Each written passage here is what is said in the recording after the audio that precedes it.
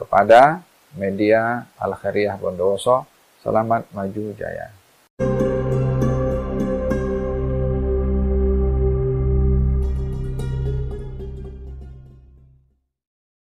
Bismillahirrahmanirrahim. Alhamdulillahirabbil alamin wassalatu wassalam ala asyrafil anbiya wal mursalin sayyidina Muhammadin wa ala alihi wa sahbihi wa man sara ala darbihi ila yaumiddin, amma ba'd.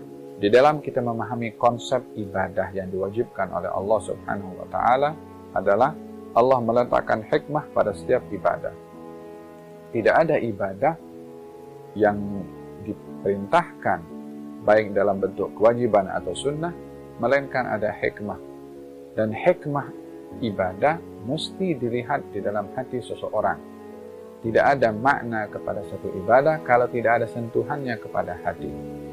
Ini disebabkan oleh karena hati adalah tempat yang dipandang oleh Allah Subhanahu wa taala. Oleh sebab itu, yang di luar ini untuk dilihat orang, yang di dalam yang dilihat oleh Allah Subhanahu wa taala. Seperti mana dalam hadis, Allah tidak melihat kepada rupa dan paras, yang dilihat oleh Allah Subhanahu wa taala adalah hati, yakni karena disitulah yang menjadi ketelusan, kemurnian, kesucian ibadah. Dengan demikian, setiap ibadah mesti dilihat kesannya kepada hati. Contohnya, di dalam amal ibadah zakat kita dilatih untuk bersih hati ini daripada sifat bakhil. Di dalam ibadah haji, hati ini diperintahkan membesarkan, mengagungkan syiar-syiar Allah Subhanahu wa taala, melihat kepada Ka'bah bukan hanya batu bangunan 4 persegi. Sa'i tidak hanya dilihat lari-lari seperti itu. Tawaf pun juga begitu.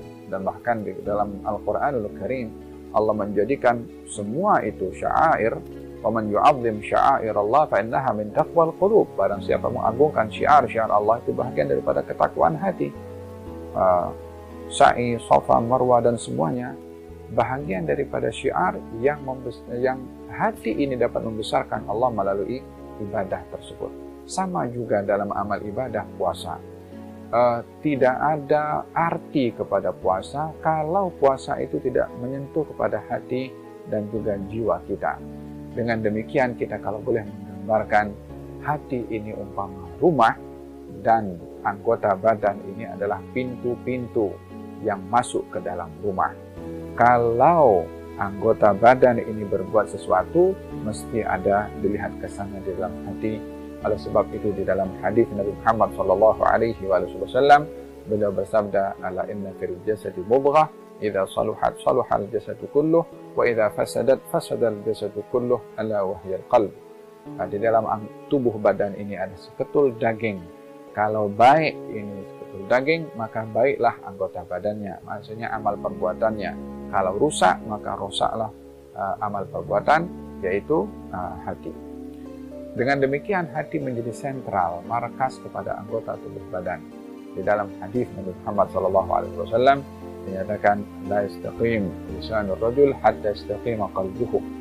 Tidak akan lurus lisan seseorang kecuali hatinya lurus. Ada kaitan antara lisan dengan hati. Kalau hati bersih, lisan bersih, anggota badan pun juga bersih perbuatannya.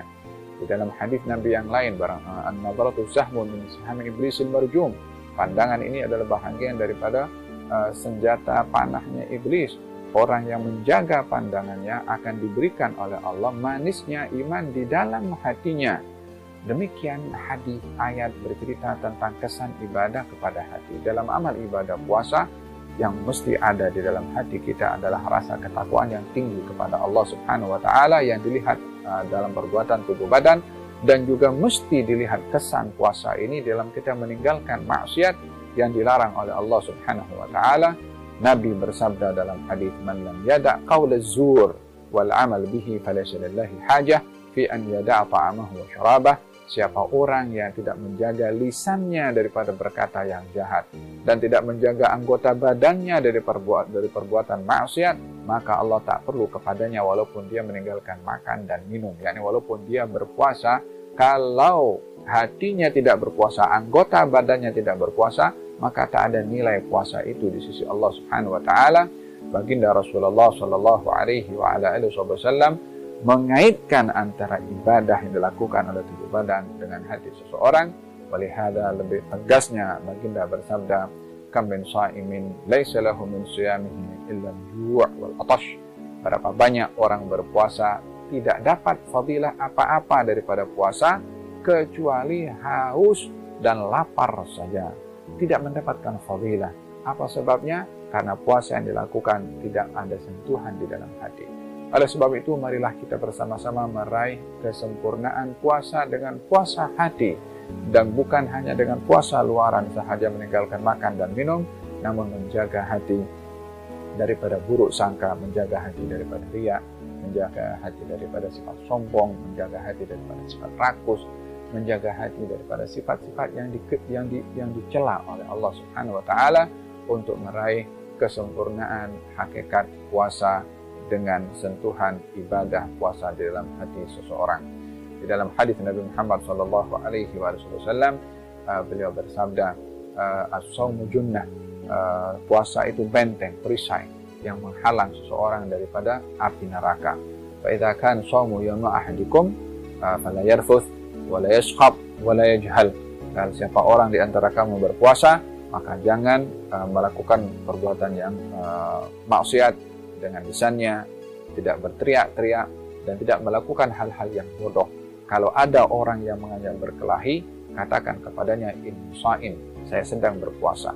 Tidak terpancing emosinya, tidak terbawa dengan orang bikin marah kepada kita, sebab hatinya sadar kalau sedang dalam keadaan berpuasa, maka dia menjaga puasa itu sempurna, diterima oleh Allah Subhanahu wa taala.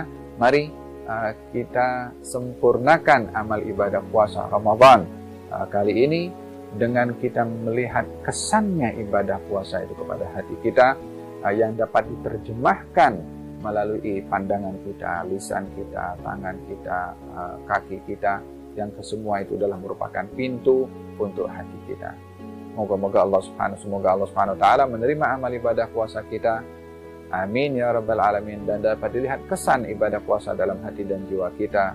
Amin Allahumma amin. Wa sallallahu ala sayyidina Muhammadin wa ala alihi wa sahbihi wasallam. Walhamdulillahi rabbil alamin. Kepada media Al Khairiyah Bondowoso, selamat maju jaya.